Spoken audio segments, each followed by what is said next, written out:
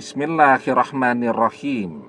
Assalamualaikum warahmatullahi wabarakatuh.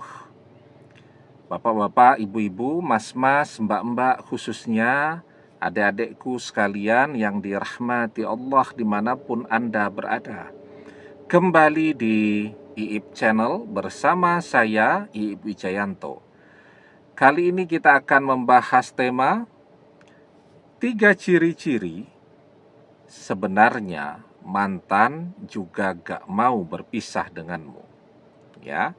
Nah, jadi memang yang paling sering terjadi ya, dan paling banyak orang alami, berpisah dengan orang yang ia cintai, gagal bersama, gagal saling memiliki karena faktor bukan dari diri mereka sendiri. Ya. Kenapa? Ya karena itu. Karena kita ini kan juga bukan seseorang yang betul-betul independen ya. Kita juga memiliki ketergantungan kepada orang-orang, kepada lingkungan-lingkungan kita ya.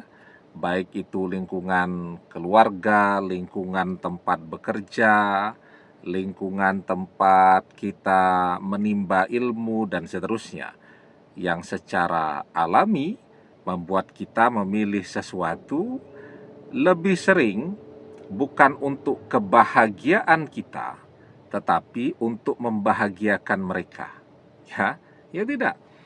Yang ngambil program studi kuliah sebenarnya ndak mau banget tuh ngambil program studi itu ya. Misal karena tidak suka hitung-hitungan. Program studi itu biarpun murah, biaya kuliahnya tapi isinya ngitung semua. Ya matematika semua.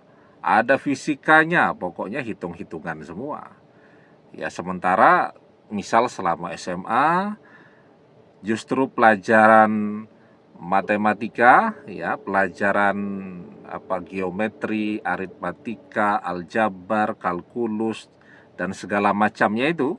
Nah, itu adalah sesuatu yang setiap belajar itu membuat dia sampai mules ya. Nggak taunya orang tuanya menginginkan dia kuliah di program studi itu. Entah karena orang tuanya juga dulu kuliah di situ dengan harapan ada yang meneruskan, atau mungkin karena program studi itu murah begitu tapi terlihatnya keren kan. Nah, jadi ya terpaksa mau tidak mau kan, karena lingkungan kan itu yang menginginkan untuk membahagiakan mereka. Nah, begitu juga orang menikah tuh. Banyak sekali itu orang menikah itu tapi tidak bahagia. Ya, yang bahagia ya keluarganya. Dia sendiri menderita dengan pilihan itu. Nah, jadi ada 3 ciri-ciri sesungguhnya mantan juga tidak mau untuk berpisah. Dia terpaksa memilih untuk berpisah.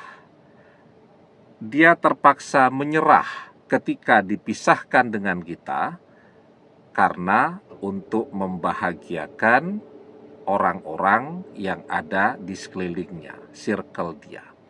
Cirinya yang pertama, ketika orang tua mantan dan keluarganya itu menunjukkan rasa tidak suka yang amat sangat besar kepada kita, ya. Bahkan mungkin setelah perpisahan itu terjadi, orang tuanya tetap menunjukkan rasa tidak suka. Ya.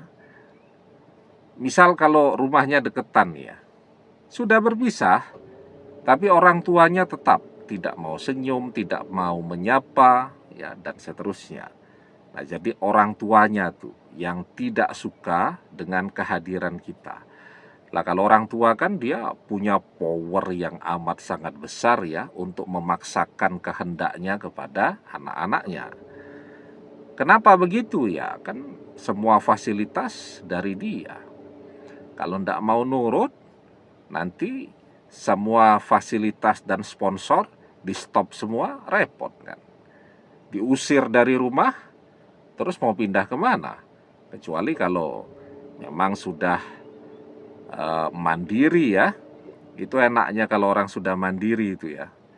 Biarpun belum punya rumah, tapi dia sudah punya gaji, sudah punya tabungan, dia sudah bekerja, diusir kapan saja, oke, ya. Dia bisa cari apartemen, dia bisa cari kos-kosan, dia bisa cari kontrakan, bahkan mungkin diam-diam dia sudah beli rumah, dan seterusnya. Nah, sehingga orang tua selalu saya bilang tuh, kalau anak-anak itu mandiri, tidak bisa memaksakan kehendaknya lagi.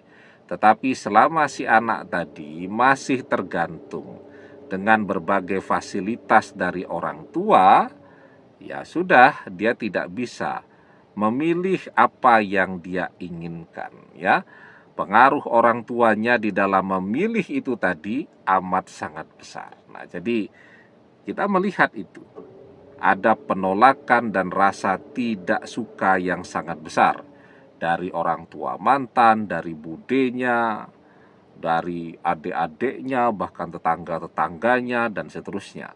Pokoknya kalau kita sudah mendekat ke sana, wah itu auranya di sana itu langsung tegang ya, langsung auranya itu aura marah-marah, mulai dari tetangganya sudah wajahnya cemberut semua gitu, kita senyumi itu ndak ada yang mau tersenyum dengan kita ya.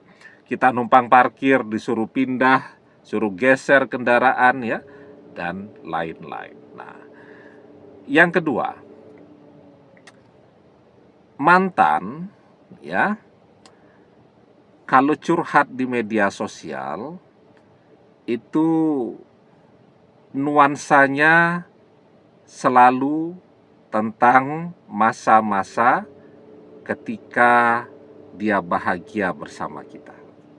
Ya. Jadi isi media sosialnya itu sekarang nuansanya itu curhat semua.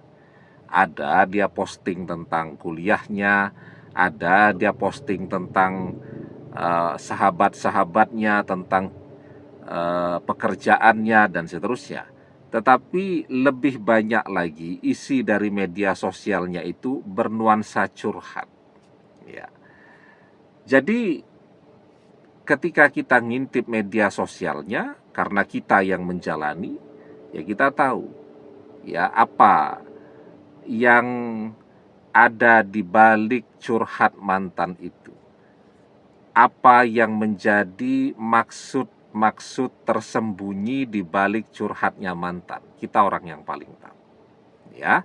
Nah, jadi kalau dulu biasanya postingan mantan itu bernuansa ceria, bercanda, ya, jenaka, dan seterusnya. Nah, sekarang postingan mantan itu bernuansa curhat.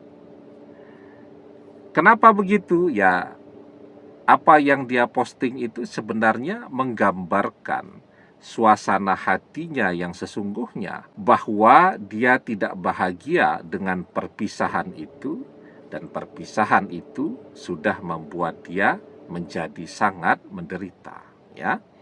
Nah, tanda atau cirinya yang ketiga, ini yang paling penting nih.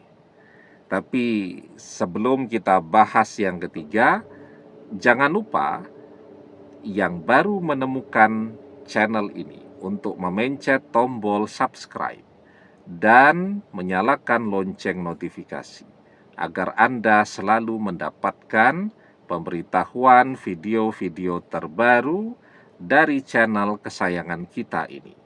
Dengan subscribe, doa-doa kita selalu terhubung sehingga kita selalu bisa berdoa bersama-sama ya. Dan jangan lupa subscribe itu gratis ya. Nah, kemudian cirinya yang ketiga, mantan tetap mempertahankan kontaknya dengan circle kita. Karena hanya dengan cara itu dia bisa mengobati rasa kangennya kepada kita, dan hanya dengan cara itu dia bisa mendapatkan informasi tentang kita. Jadi yang namanya orang kangen, kalau rasa kangen itu tidak terobati, itu rasanya stres ya. Rasanya menderita, muring-muring terus, bawaannya pengen marah dan emosi terus. Itu kangen tuh. Nah, mantan kan tidak mungkin berkomunikasi dengan kita, ya karena sudah janji dengan orang tuanya tidak akan kontak lagi dengan kita. Tapi kan mantan tidak pernah berjanji dengan orang tuanya untuk tidak kontak dengan teman-teman dan sahabat-sahabat kita. Bisa juga media sosial kita diblokir oleh mantan atas request dari orang tuanya.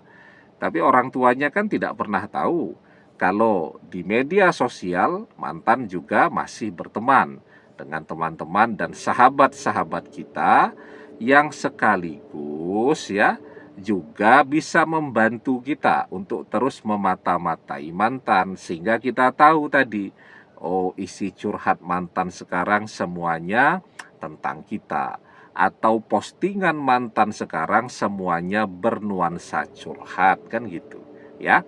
Nah, dengan berkomunikasi dengan circle kita, itu mantan bisa mengobati rasa kangennya. Sekaligus dia juga bisa mendapatkan informasi tentang kita.